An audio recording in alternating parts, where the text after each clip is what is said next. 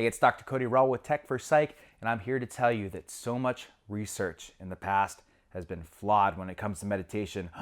How could I have the audacity to say something like that? Well, it's because I read a book called Altered Traits. This is by Daniel Goleman and Richard Davidson, and this was actually recommended to me by one of my clients, and I'm so glad I read it because it really took you through the history of meditation research and what has been found where different types of meditation affect different neuronal and physiological pathways. And it really depends on what meditation you do. And it's really shaping how we're doing meditation research now. And there's a lot of similarities when it comes to studies in mental health in general. So we're gonna dive into that in this video. And I think it's a really interesting topic. If you like stuff like this, make sure to hit the subscribe button and click the bell so you get notifications when I upload new content.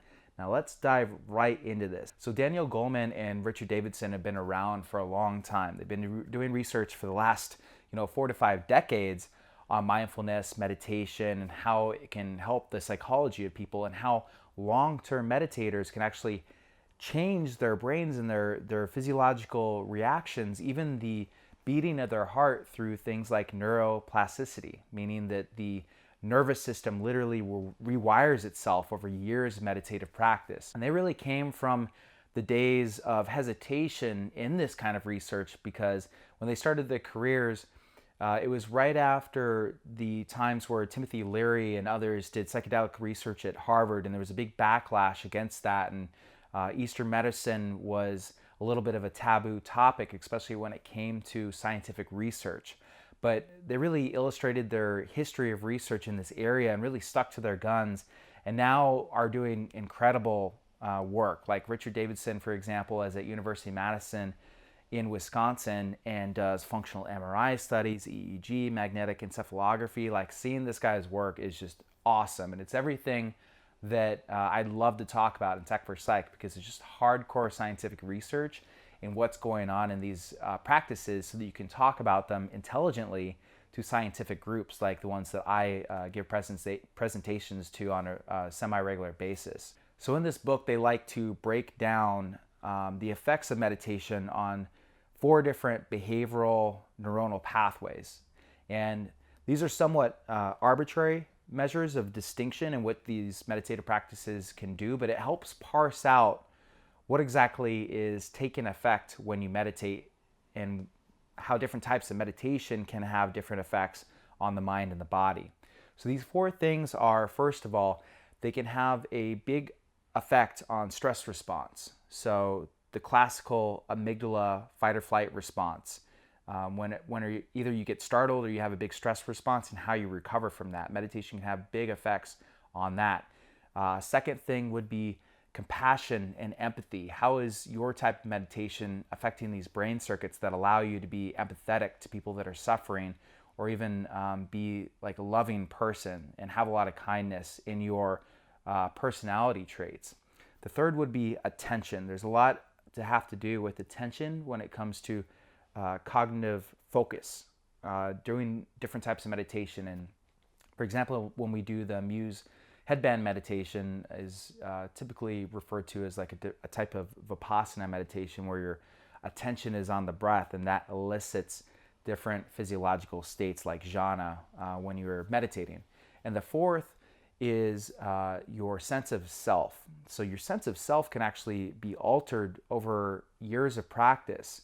And it has to do with different brain networks like the default mode network, which have to do with self-referential thought. And it can actually cause what they call weakening of the default mode network to make you less of a selfish person and more of a selfless person, in which you tend to think of the well-being of others rather than your own little desires. So we're going to dive into this.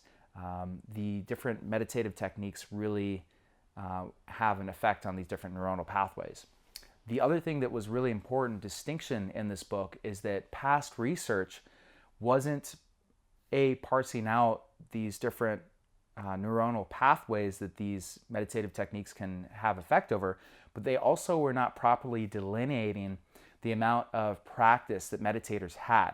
And the problem with this is that you need a homogeneous population when you do research in order to determine how well the actual treatment was. And we'll get to this in a second. But over years of research, they really found that there's a beginner stage of meditation, then there's an intermediate to advanced stage of meditation, which includes 1,000 lifetime hours of meditation. And then sort of what they call Olympic level meditation, in which you have something like 27,000 hours of meditative practice in a lifetime. And past research, they were just saying, well, how often do you meditate? How long do you meditate?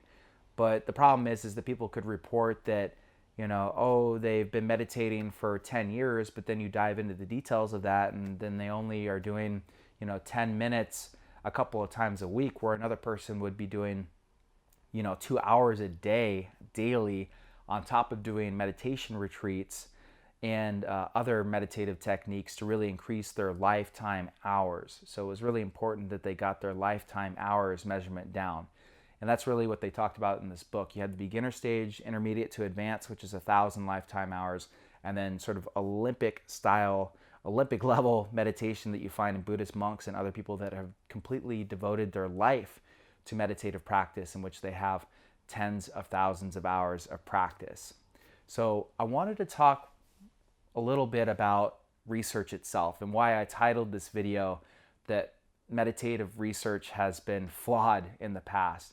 And I'm really not trying to talk down upon people that had done meditative research in the past. I mean, the groundwork needed to have been laid. And I'm not saying I would have done any better of a job, but it's just amazing to see that the technology that has come and our understanding of neuronal circuits, coupled with the ancient wisdom of different meditative practices, parses out these different effects that meditation can have and that these different techniques can elicit over time. I wanted to draw a correlation to research in mental health. So I am a psychiatrist, and in mental health for the past 100 years, we've relied on subjective observation of people to make a diagnosis. So for instance, you could have someone that doesn't want to get out of bed in the morning and gets no joy out of doing activities that they used to like doing and get diagnosed with depression. Or you could have an individual that is highly anxious and having panic attacks and is suicidal because of that, and diagnose it as depression as well, maybe with a comorbid anxiety disorder on top of it, but calling those both depression. Whereas you can imagine the brain circuits that are involved with those two different types of people are very different. And we know this from studies now. And, mental health needs to step away from individual providers just taking a look at people and trying to diagnose them based on symptoms. It's the best that we could do for a while, but now that we have so many biomarkers, including brain circuitry, genetic studies, epigenetic studies, other physiological measures that we can measure and categorize, you need to use those measures in order to parse people into different groups. And the reason why that's important is that in order to scientifically validate a treatment, you need to have a homogeneous population to study. So let's say that you have a group of people that are suffering from depression, and you want to see if cognitive behavioral therapy will help that cohort. Well, maybe cognitive behavioral therapy is going to work very well for the anxious group, but not very well for the anhedonic or difficulty with pleasure group, people that don't get any pleasure out of doing the things that they loved to do in the past. And as you can imagine, if you got those two groups of people together, it would be a heterogeneous population, meaning that the treatment would only work for half the group.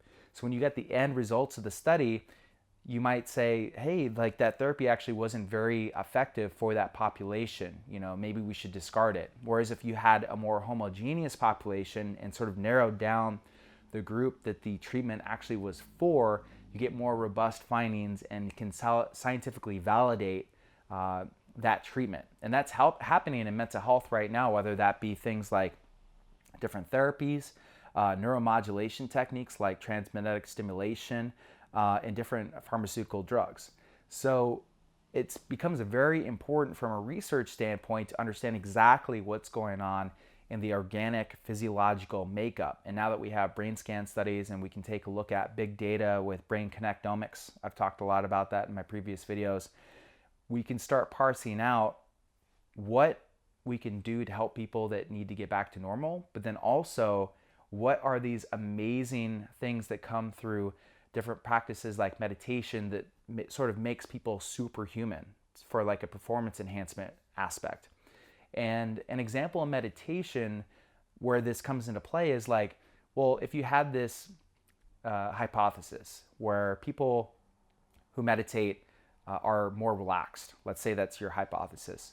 Well, if you test a group of meditators and don't parse out what type of meditation they're doing, it might be more of a heterogeneous population. You might not get as robust as findings, which would happen in past meditative research. The authors here in Altered Traits talked about studies that they've looked at in doing things called meta-analysis, where you take a look at a bunch of different studies and try to compound their findings into overall findings.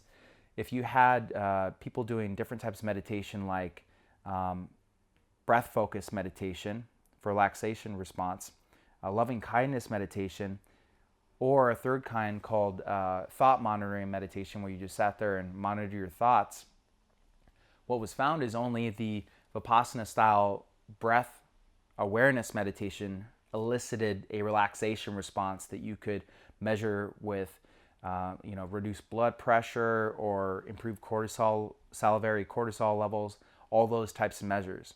So you can see we're defining exactly what type of meditation people are doing, and then figuring out what biological measures to measure will make the study more robust and be a better designed study. And that's why a lot of studies in the past meditation have been flawed. So the first behavioral mechanism that they talk about in the book is reaction to stress. And as you can imagine, meditation and mindfulness can be really important for this. This is really one of the biggest selling points in Western culture right now of like why you should get into a meditative practice, because a lot of the Western people, Americans especially, are complaining of burnout and being overworked. So if you had some kind of method to counteract stress, that would be very attractive to people, right?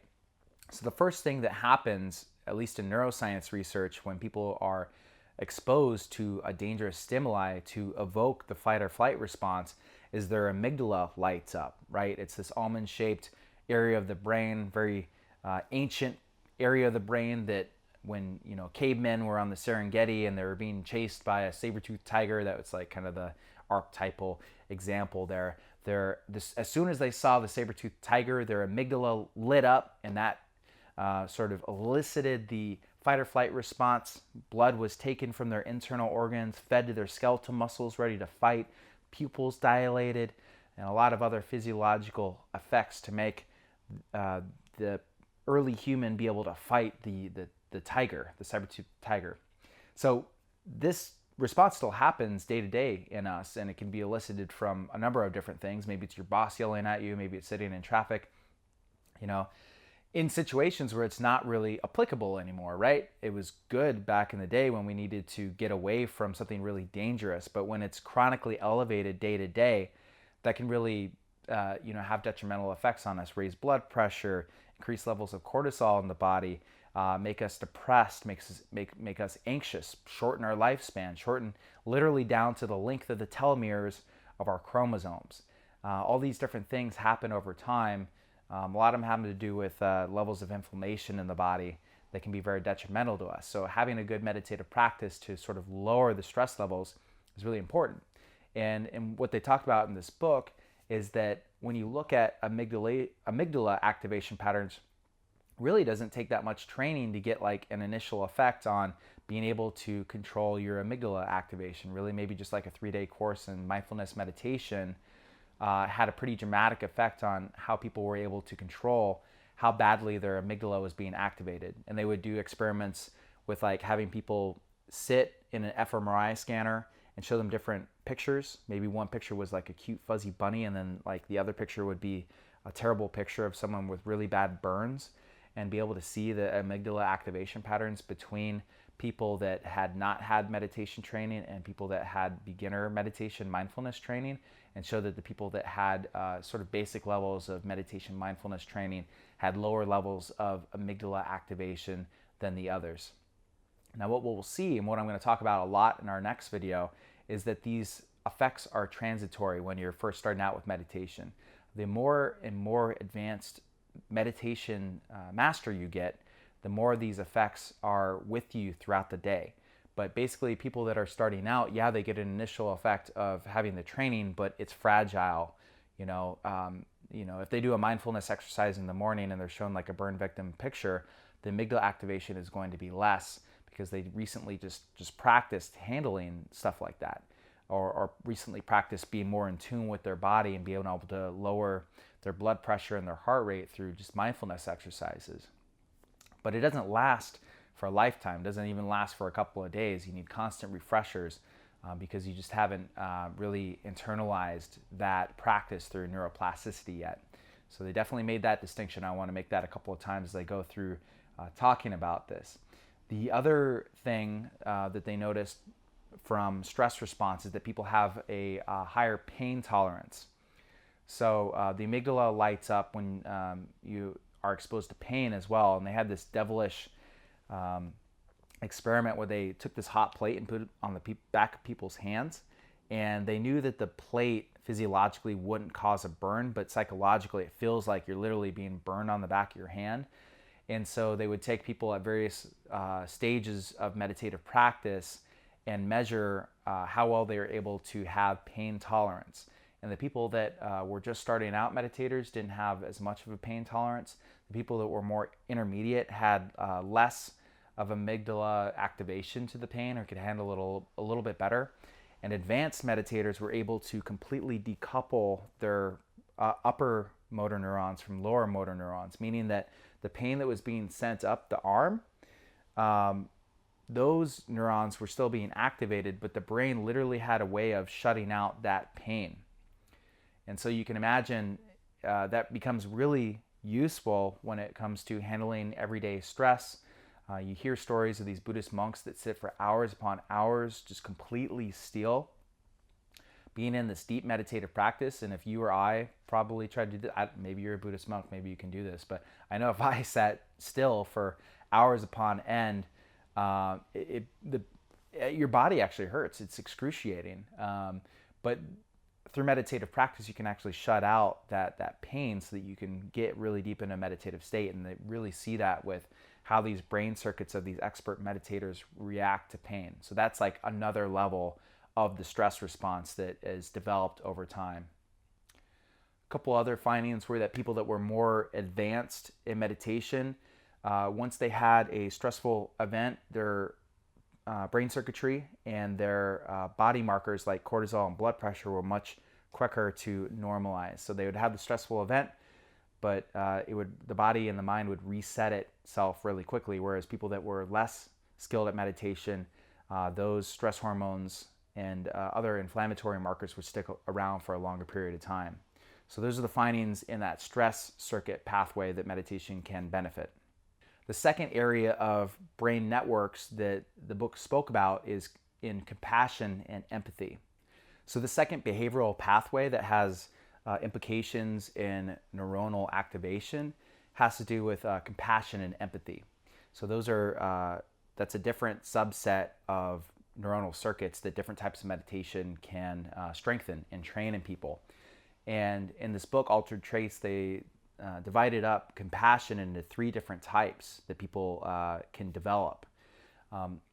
There's intellectual compassion, meaning that, let's say you open up a book and you see a suffering, starving child. Super sad, right? So those are going to evoke different things in different people depending on certain personality traits, but then also you can change those traits through meditative practice. So cognitive empathy is just, you recognize that's sad, but you don't really feel it in your body, and you kind of just keep flipping through the pages of the book, right? Kind of just like, oh, that's sad, and just like you don't actually like feel sympathy for the actual person in the picture. The second level is that you actually do feel sympathy within your body. You sort of adopt that sad feeling that the person in the picture, that starving child, has, and that's this sympathy for the child. The third level is sympathy and compassion. So what's compassion? It's that you feel that sympathy, but you convert that into loving kindness. So you see that person, but you love them. They're suffering, and you sort of within your body, within your mind, turn on the circuitry that's similar to what a parent would feel for their child. And that's really what they found in this neuronal studies, is that sort of on the baseline level of people, when they see the picture, the amygdala fires up, and then immediately they become disturbed and they divert their attention from the picture, meaning that they don't do a whole lot about it. And what they found is that when they taught people compassion and empathy meditative techniques, they were able to get to the second level, meaning that when they saw the picture, the amygdala fired up, and they were able to feel sympathy for the person in the picture, and were able to sort of lower the amygdala activation a little bit so that they could stay with the person rather than just flipping away from the actual picture. The third level would be more advanced training of sympathy and compassion. And in these people, they were actually able to more quickly turn off the amygdala response and then turn on brain circuits that were more very similar to what you would see in a parent that's looking at their child, like a love for this suffering person. And you can see where maybe like a Vipassana relaxation response meditation would not train those particular brain circuits, but a meditation that teaches you how to cultivate that feeling of compassion actually strengthens those brain circuits and makes that more robust in people that have practiced it. And so I thought that was a super interesting finding, because I often teach my clients to bring that compassion and empathy into their meditative practice of breath meditation to sort of flavor the whole experience so it's more impactful emotionally. And as you can imagine, we already see in the delineation of these different brain circuits in this book, Altered Traits, that you're actually turning on these different neuronal pathways and having them communicate to each other and strengthening your overall brain and strengthening all these altered traits that happen over time with meditation training. But in order to be able to have effective meditation studies, like let's say you were trying to figure out if meditation strengthened this loving kindness circuitry that you find in what a parent experiences when they look at their child, just relaxation response training with Vipassana probably is not going to strengthen that area of the brain as this loving kindness, compassion training. So you can see where I'm going with this. It's like these different meditative techniques activate these different circuits, and you can think about how they can either be parsed out for scientific studies or combined for different, more powerful meditative techniques. The third category that they looked at is attention. So attention is a little bit more straightforward. We very much know that attention is broken up. Multitasking is very out of vogue right now, because we know that you can't really multitask. You're really like switching your attention between different things. And the cognitive research really shows that, and it's quite robust. So for Vipassana, breath-focused meditation, you're got your attention on the breath. So practices like that will really strengthen your attention. And that becomes important in things like samadhi, where you're really watching the breath, and also mindfulness, where you are expanding and dilating your attention and taking in more sensory information. And they were able to show through different studies like Habituation that more advanced meditators stay fresh to a neuronal response more compared to like a beginner. So let's say for example, someone is doing a study in a lab, and they're trying to see if a sound causes them to blink, or maybe they do some kind of light flash or some kind of noise that makes elicits a blink response. And in people that are not highly trained in meditation, they get something called habituation. So the stimulus eventually, like first it'll make them blink like this, but then as they get used to it and habituate to that response, they keep their eyes open. And what they notice with meditators is they don't habituate their response as much. Their brain is just as sensitive to that stimulus as it was in the beginning. And as you can imagine, that's really important when it comes to like mindfulness and experiencing fresh new experiences and being really empathetic and very, these advanced meditators describe their state as just being very clear and everything's fresh and they're very present and there's a feeling of peace in the world. These are neuronal connections, through different things like habituation that have literally changed in them over time. And you see evidence for that in neuronal pathways. The other way that you can measure that is, of course, through EEG. So the Muse headband is measuring people's brainwaves through EEG, and you can see through these different brainwave frequencies attention, right? Delta would indicate someone is quite drowsy and not really paying attention in more of a sleep state, whereas high beta would mean that they're really intently like focused on one little thing, almost too focused. And in the middle, you get some kind of alpha theta ratio that is more of a relaxed attention state. So you can see that people that are more advanced have developed this attention circuitry in their brain more to where they're able to control their attention much more effectively, which makes their meditations much more effective. And then the fourth is this sense of self, okay? I've talked about this in previous videos, but there's something called the default mode network that is comprised of 3 brain hubs that include the posterior cingulate, the angular gyrus, and the medial prefrontal cortex. And how they found this is through Marcus Raichley's research team back in 2001 at University of Washington in St. Louis. They had people just lay in an fMRI scanner waiting for their cognitive research to start, and noticed that they had high brain activity at that time. And what they realized is that they were having self-referential thought, thinking about themselves, their trials, their tribulations, worrying about the future, and that was activating this brain pattern called the default mode network. And what they have found with meditation research is that through different meditative practices, you get a higher sense of selflessness, meaning that you're not so wrapped up in your own daily problems. You become more selfless, meaning that you are much more focused on helping other people and furthering the mission, the overall mission of what we're doing here on planet Earth, rather than just worrying about yourself all the time. Very admirable qualities, and ones that are increasingly defined in people that have meditative practice for years upon years. In this book, they talked about a Buddhist monk that had risen the ranks of standing in his monastery.